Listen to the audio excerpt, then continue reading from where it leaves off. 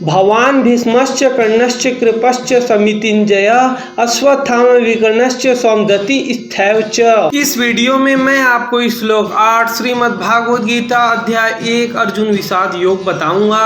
अगर आप अपनी जिंदगी और व्यस्तता से परेशान हैं तो एक बार मेरा आपसे विनम्र निवेदन है कि मेरे साथ भागवत गीता के श्लोक को समझिए। मैंने इस श्लोक को बहुत ही सरलतम रूप में हिंदी और अंग्रेजी दोनों भाषाओं में आपके लिए प्रस्तुत किया है। बिना किसी शुल्क के आपको सारी समस्याओं का हल मिल जाएगा।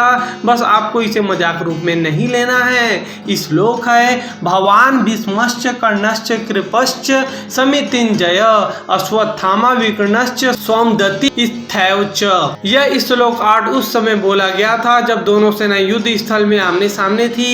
जब दुर्योधन युद्ध के पहले अपनी सेना का ताकत और शौर्य के बारे में वर्णन गुरु द्रोणाचार्य के सामने कर रहा था, तब यह श्लोक बोला गया था। पहले जो मैंने श्लोक 7 आपको बताया है उसमें केवल दुर्योधन ने अपनी सेना के महान नायकों और वीरों के बारे में बताया था। इस श्लोक 8 में दुर्योधन सभी नायकों और वीरों का एक एक करके गुरु द्रोणाचार्य को नाम बता रहा है जो उसकी सेना के लिए युद्ध लड़ने को तैयार थे। उसमें पहला नाम है स्वयं गुरु द्रोणाचार्य।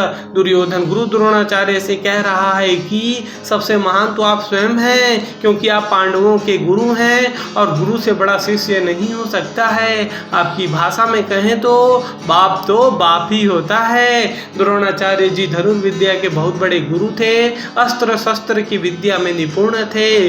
दूसरा और सबसे खास नाम है भीष्म पितामह। महाभारत युद्ध के सबसे वरिष्ठ योद्धा और कौरवों के पहले पक्ष के सेनापति थे। वह शांतनु और गंगा के पुत्र थे।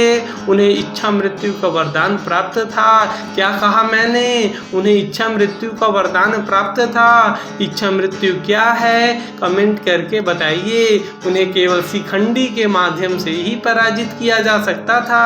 तीसरा नाम है कुंती और सूर्य पुत्र कर्ण। कर्ण क्षत्रिय होते हुए भी सूत पुत्र कहलाए और परम मित्र बने। किसके? दुर्योधन के।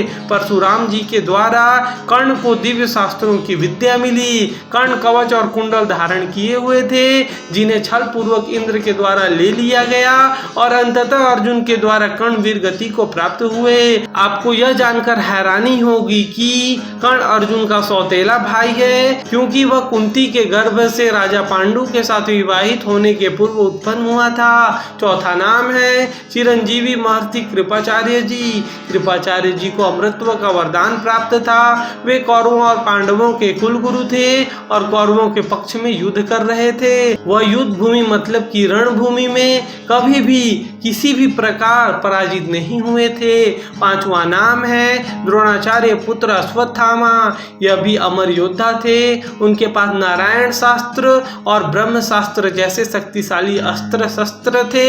अश्वत्थामा ने ही युद्ध के अंतिम चरण में पांडवों के सभी पुत्रों की हत्या ब्रह्मास्त्र का प्रयोग करके कर दी, जिससे क्रोधित होकर श्री कृष्ण ने उन्हें श्राप दिया कि वे युगों युगों तक पृथ्वी पर ही भटकते रहेंगे। छठवां नाम है धृतराष्ट्र और गंधारी पुत्र विकर्ण। यह दुर्योधन का भाई था, लेकिन धर्म प्रिय, न्याय प्रिय और सत्यवादी था। उसने द्रौपदी के चीरहरण का विरोध किया था।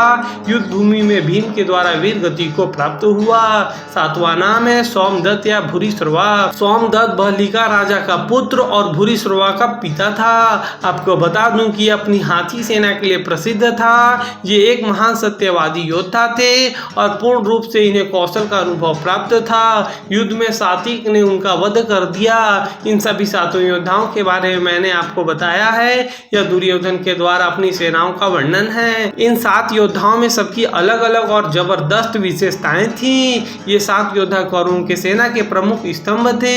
ये सातों योद्धा अपनी अपनी ढंग से युद्ध भूमि में युद्ध किए। इस प्रकार श्रीमद् भागवत गीता अध्याय 1 श्लोक 8 का अंत होता है। आगे का श्लोक आपको मेरे दूसरे वीडियो में मिलेगा। एक बार प्रेम से बोलिए सनातन धर्म की जय। सनातन धर्म की। अगर वीडियो तनिक भी पसंद आया हो तो आपको क्या करना है आपको पता ही होगा। बताने का तो कोई जरूरत ही नहीं है। सहृदय से आपका बहुत बहुत धन्यवाद।